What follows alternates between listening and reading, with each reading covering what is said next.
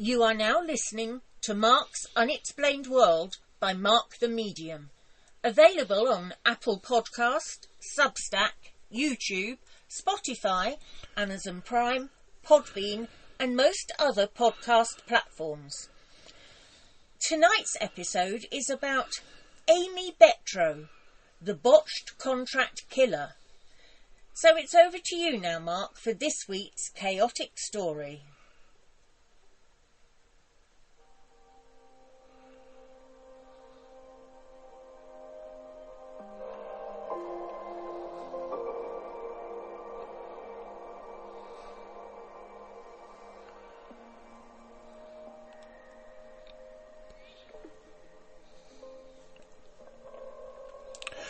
Aimee Jean Betro, who was born on the 27th of August in 1979, is a criminal and former American disc golfer who was convicted in the United Kingdom of attempting to carry out, back in the September of 2019, the contract killing of a shopkeeper in, of all places, Birmingham.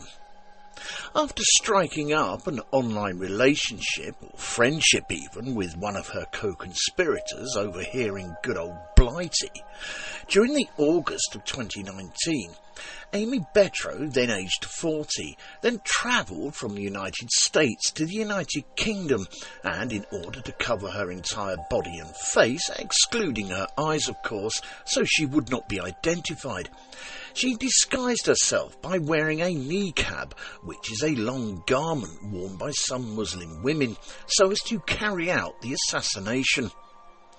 Once she entered the UK and managed to track down her target, who was a simple shopkeeper in Birmingham, she attempted to shoot him at point-blank range. However, as dumb luck would have it, her gun jammed, which allowed her victim to escape. So, not being the sort of girl who would likely want to give up, and being pretty new at this contract killing stuff, she then tried again, only this time she decided to take pot luck and fire shots straight into her victim's family home, after which she then fled back home herself to the United States. However, eventually law enforcement caught up with Aimee Betro, and in 2024 she was arrested and extradited back to the UK. Following a trial at Birmingham Crown Court, she was then convicted of her crime and sentenced to 30 years in prison. Greetings, Unexplainers. Thank you for tuning in once again and listening to this odd but interesting episode of Mark's Unexplained World. My name is Mark Hughes. I'm a medium, a ufologist, a true crime buff, and a man with a very dark and disturbed sense of humour who realised the other day that if you're scared of escalators, there are steps you can take. But just to give you a better idea of who I am and what I do, every week, usually on a Friday night, though occasionally on the week over the weekend, allowing for bank holidays and busy weekdays, I do a podcast on the many wide and various subjects that fall under the Unexplained banner. These subjects include ufology, hauntings, disasters, and all sorts of other paranormal phenomena, including true crime, unsolved crime, serial killers, the darker side of some past celebrities, and the occasional missing person that often goes unnoticed. So, if you are listening to this show on YouTube, please give us a review or an opinion of this episode subject that I can reply to, a thumbs up, subscribe to my channel, and hit that notification bell. Or, if you are listening on any of the other podcast platforms, again, give us a like and a follow. And if you do get a few minutes, perhaps you might like to check out my social media groups and pages, including Facebook, Instagram and TikTok, which are filled daily with all things unexplained and crime. I'll put the links to some of my socials in the description. In this episode, I'm going to tell you about the misadventurous story surrounding Aimee Betro, the botched contract killer.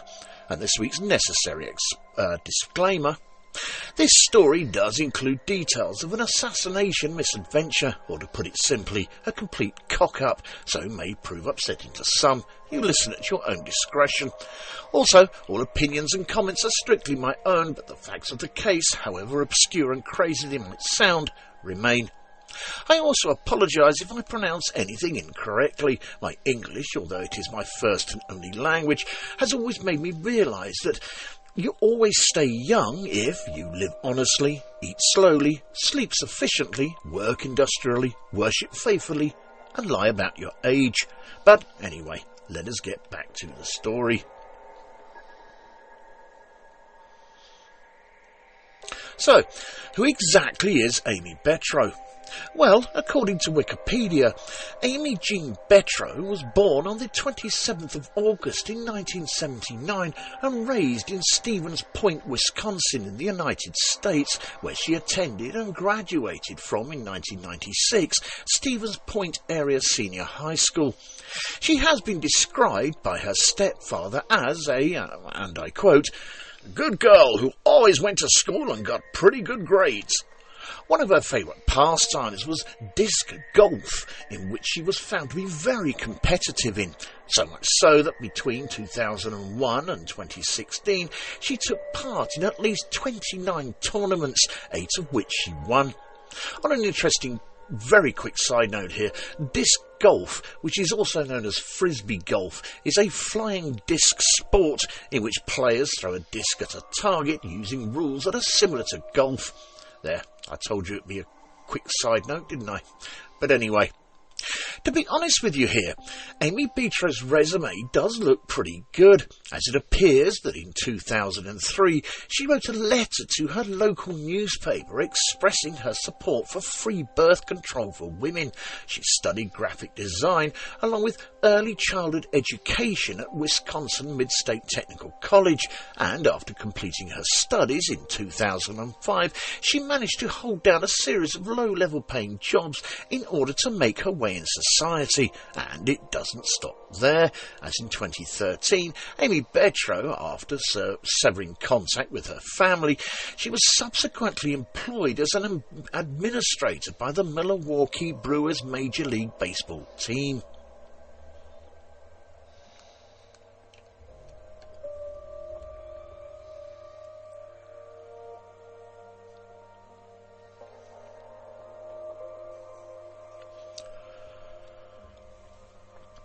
In 2018, Aimee Betro struck up an online relationship with a 30-year-old gentleman named Mohammed Nazir, who resided in the English city of Derby.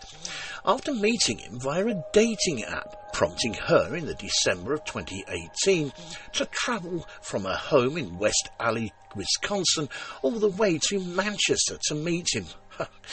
The language of love. The young couple then decided to spend Christmas together, and in the January of 2019, young Aimee then flew back to the United States. It also transpired that in the May of 2019, Aimee Betro returned to the UK again for 2 weeks. However, she did not meet up with Nazir on that occasion, later claiming that the purpose of this trip was to stay with a friend in Birmingham, claiming that she was staying in, and I quote, someone's house in the middle of England to take care of their dog.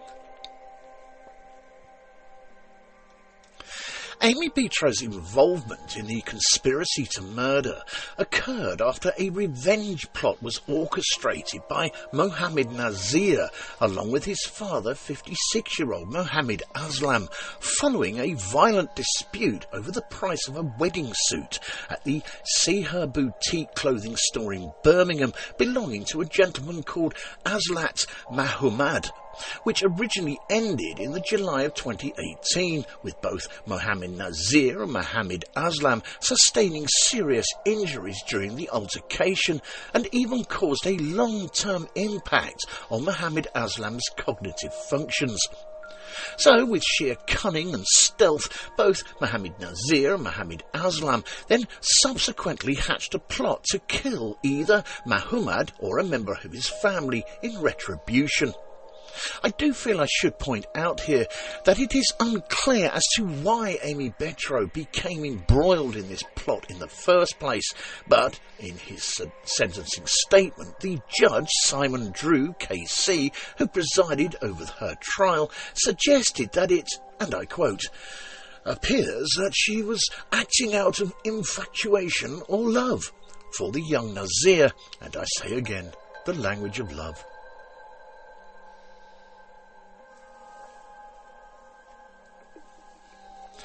Posing as a tourist, Aimee Betro then returned to the United Kingdom on the 22nd of August of 2019, landing at Manchester Airport, and over the following days she then posted a number of pictures of UK landmarks on social media, documenting her activities while staying at various hotels in London, Birmingham and Manchester.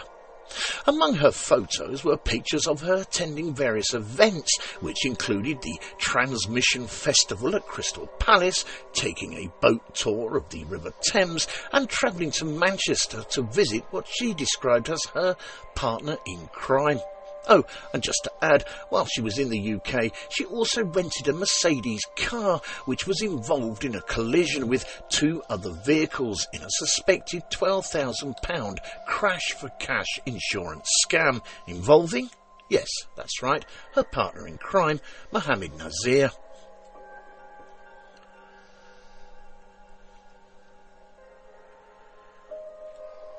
After this first short break, in part 2, we will look at the attempted shooting by and the arrest of Aimee Betro. Ghost Planet Network, broadcasting from the other side. Ready to tune in to terror? The Ghost Planet Network is your new home for original paranormal content, streaming straight from beyond the veil. We've got it all. Spine-tingling stories, chilling documentaries, and real paranormal investigations from the world's most haunted hotspots. Perfect for believers, skeptics, and anyone who loves a good scare. Join the Paranormal TV revolution. Get unlimited access for just £12 per year. Tune in now. Email us at neil.hapra@gmail.com to sign up. That's NEIL.HAPRC@gmail.com.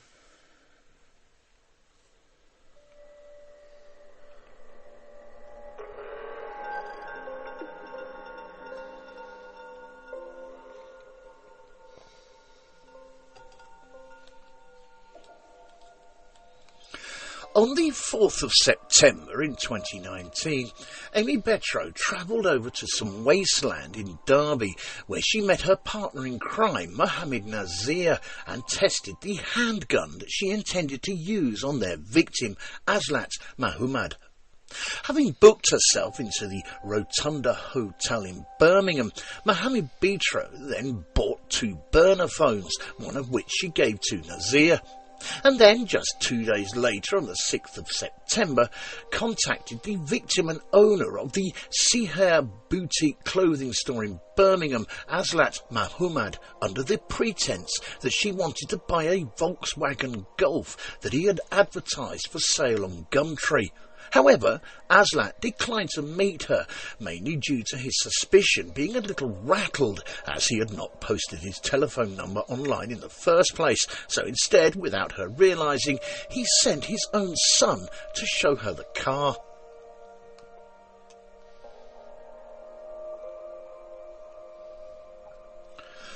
On the morning of the 7th of September, Aimee Betro left her hotel and, using the name Becky Booth, she brought herself a second-hand Mercedes E240 from a garage in Alum Rock in the inner-city suburb of Birmingham, then travelled to the Yardley area, where she lay in wait outside Aslat Mahmoud's property.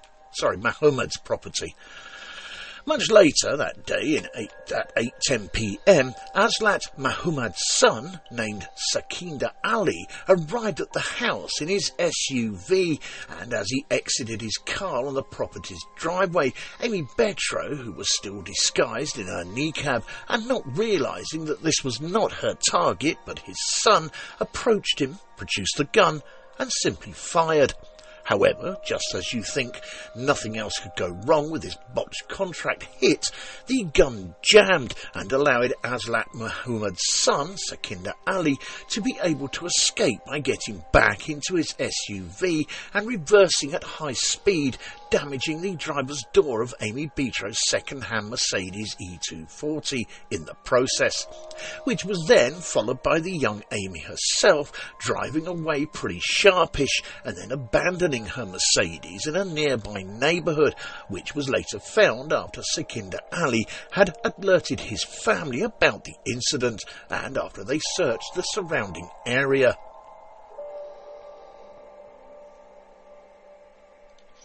The following morning, during the early hours of the 8th of September, after changing her clothes, Aimee Betro then returned to the same area in a taxi, and after instructing the taxi driver to park some distance from Aslat Muhammad's property, she then walked up to the house and fired a number of shots through its front windows. However, luckily, the property was empty at the time.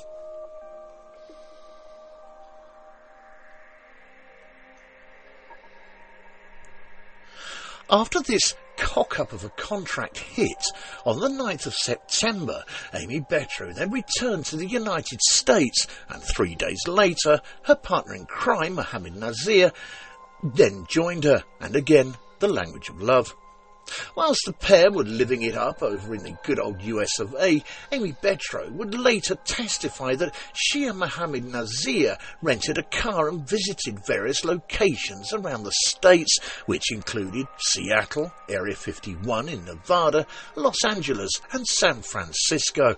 And whilst the couple were taking in the wonderful sights of this great land, they then decided it would be a cracking idea to devise a plot to frame a former associate of Nazir's with the whole shooting debacle, a man whom Nazir had once cultivated cannabis with, which would involve mailing from the United States ammunition and gun parts to this man's address, and then followed by the couple tipping off the police. However, when Nazir returned to the UK on the 13th of October, he was then arrested.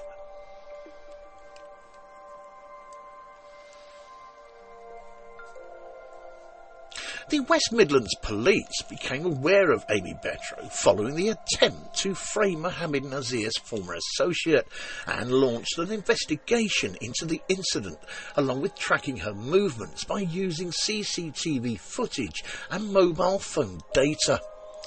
After the arrest of Mohammed Nazir and the seizing of his phone, the police managed to find a video of a handgun being test-fired, with the date on the footage reading the 4th of September in 2019, which coincidentally coincided with Aimee Betro's visit to Derby to meet him. Law enforcement also managed to find CCTV footage showing Aimee Betro wearing a distinctive summer dress as she left the hotel on the morning of the 7th of September, and of her purchasing the second-hand Mercedes E240. Along with more footage being obtained showing the Mercedes repeatedly driving past Aslat Muhammad's property, followed by a red Volvo belonging to Mohammed Nazir and Mohammed Aslam. The police then discovered that Aimee Betro had purchased burner phones during her shopping trips while she was planning the shooting, as well as finding her DNA not only on the contents of the packages containing the gun parts, but that she posted to the UK, but also on a black glove discovered inside the abandoned Mercedes.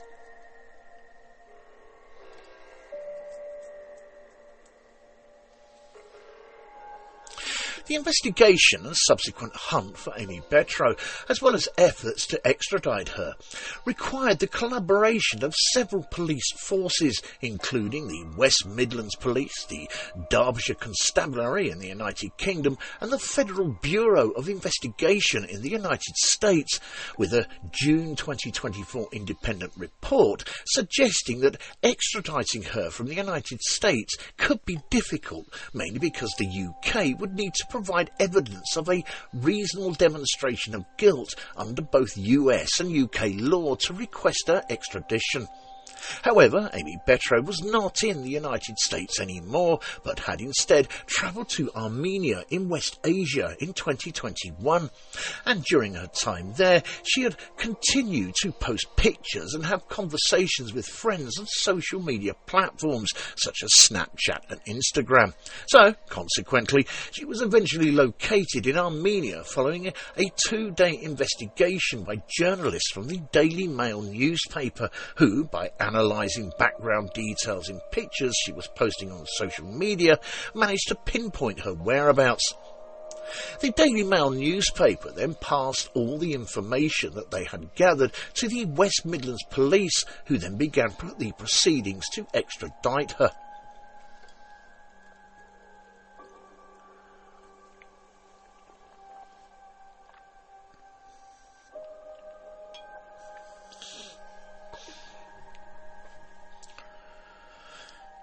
Both Mohammed Nazir, along with his father Mohammed Aslam, went on trial for their part of the murder conspiracy on the May of 2024, followed by their conviction in the June of that same year. Aslam Muhammad's son, Sikander Ali, who, if you remember, was the unsuspected victim of the shooting, had already been arrested earlier in the January of 2023 for an unrelated crime, and so did not give evidence at Aimee Betro and Mohammed Nazir's trial, but instead gave a statement to the police describing the night of the shooting.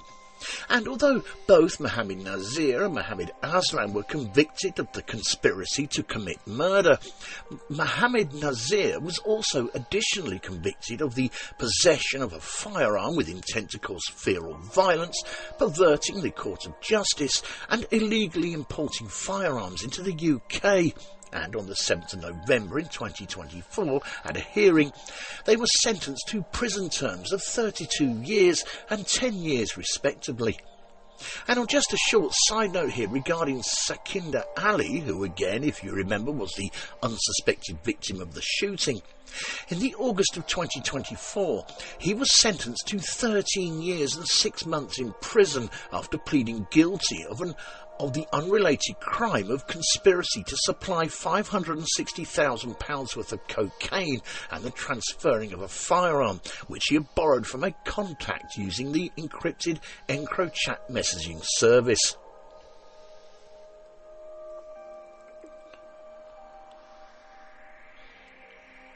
Aimee Betro's trial began at Birmingham Crown Court on the 21st of July 2024, and the case was prosecuted by Tom Wackling, KC, defended by Paul Lewis, KC, while Simon Drew, KC, was the presiding judge. And amongst the proceedings, the court was shown CCTV footage of Betro waiting outside Aslam Muhammad's property on the 7th of September in 2019, along with her subsequent attempted shooting.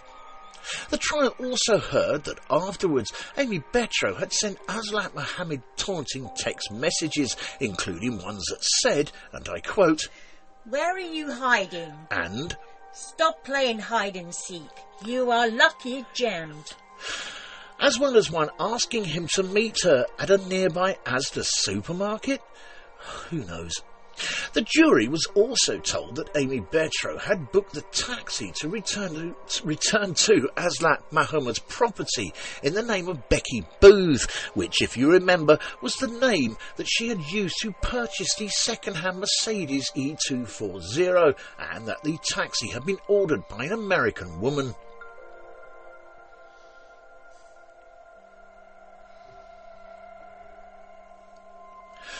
After this second short break, in part 3 we will look at what is meant by a contract killer and Aimee Betro's continuing trial and sentencing.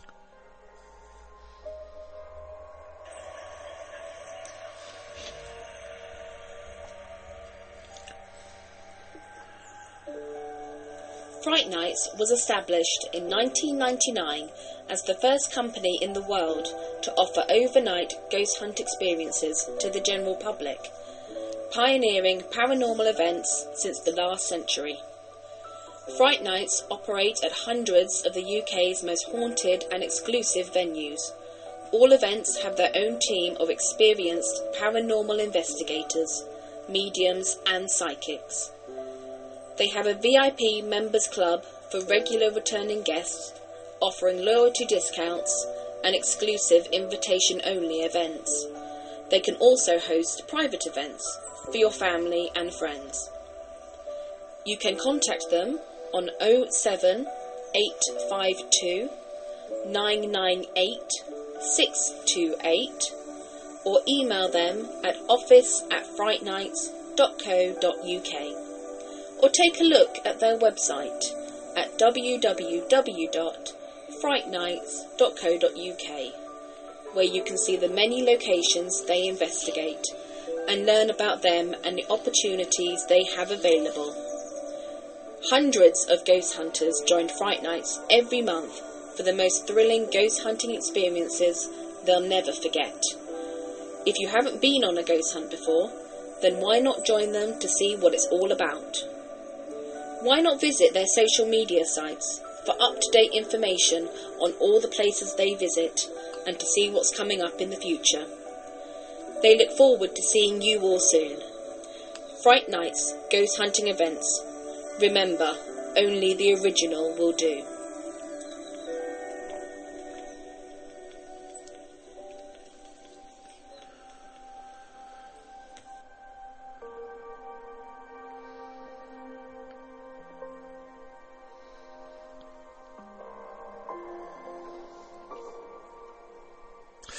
A contract killing, which is also known as murder for hire, is a form of murder or assassination in which one party employs another party to extrajudicially kill a targeted person or people via an illegal agreement that involves some sort of compensation, monetary or otherwise. The act of a contract killing is also known colloquially as a hit, and the person performing the killing, i.e. the contract killer or contractor, is also known as the hitman, or as borrowed from the Spanish lingo, the sicario. Organised crime gangs and syndicates sometimes employ dedicated members of associates or contractors, each known as an enforcer, to perform a targeted assassination, a lynching, a maiming or other acts of violence, typically for purposes such as a turf war, a feud, extortion, or as a form of political violence to terrorise dissidents or to demoralise other groups. Contract killings generally make up a small percentage of murders. For example, they account for about 6% of all murders in Scotland from 1993 to 2002. A study by the Australian Institute of Criminology showed that of 162 contract murders and attempted contract murders in Australia between 1989 and 2002 indicated that the most common reason for murder for hire was insurance policy payouts, with this study also finding out that payments varied from $5,000 to $30,000 per killing, with an average of $15,000. Nice work if you can get it. Contract killers may share similarities with serial killers, such as detached financial and emotional incentives, but are not classified as such due to the differing objectives of their crimes. Nevertheless, there are occasionally individuals that are labelled as both contract killers and serial killers, but the most commonly used weapon for a hitman is a firearm.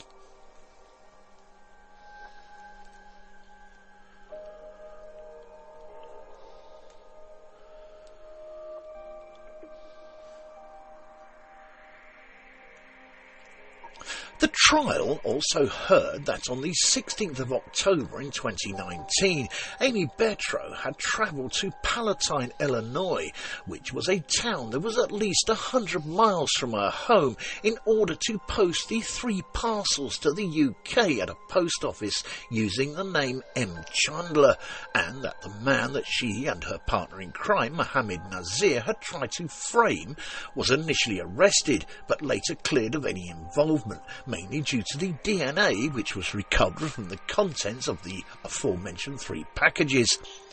Aimee Betro told the court that prior to the August 2019 trip, she had visited the UK to meet Mohammed Nazir on 2 previous occasions, and that during one of those visits they had slept together at an Airbnb property in London, claiming that she had feelings for Nazir, so much so that she was in love with him, telling the court that when she returned to the UK again in the August of 2019, she celebrated her birthday by doing, and I quote, random touristy things. And because she had won tickets to a boat party in London. She claimed that the CCTV footage was not of her, but was of another American woman who sounded, dressed and looked like her, also stating that she had no knowledge of the shooting, saying that Nazir had not mentioned any shooting during their time together in the US.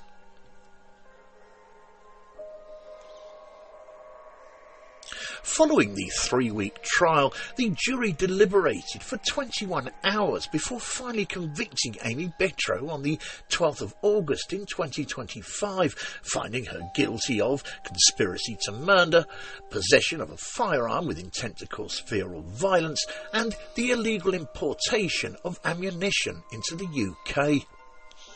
At her hearing on the 21st of August, she was sentenced to 30 years in prison for the conspiracy to commit murder, being told that she would serve at least 2/3 of her sentence, and in addition to the 30-year custodial term, she also received 2 concurrent sentences of 6 years for possessing a firearm and 2 years for importing prohibited items. This means that Aimee Betro will become eligible to be considered for parole on the 14th of March in 2044.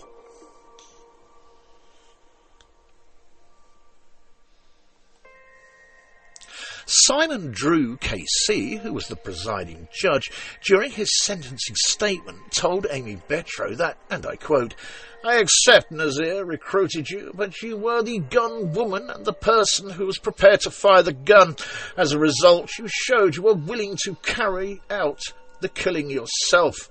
And following the sentencing hearing, the Detective Chief Inspector Alistair Orancas of the West Midlands Police Department described Aimee Betro's attempt to disguise herself with a niqab as, and I quote, "fairly poor.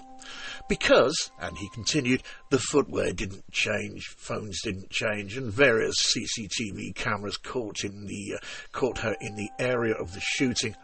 Describing the case as, and again I quote, "a unique case which has involved a huge amount of work tracing the movements of Betro from her arrival into the UK, her subsequent failed attempt to shoot a man dead, and her departure from the UK," but also stated that the police at the same time found no evidence that Aimee Betro was ever paid for the attempted shooting, with the specialist prosecutor at the Crown Prosecution Service, Hannah Sidaway, also saying that, and I quote, "Only Betro knows what truly motivated her, or what she sought to gain from becoming embroiled in a crime that meant she travelled hundreds of miles from Wisconsin to Birmingham to execute an attack on a man she did not know."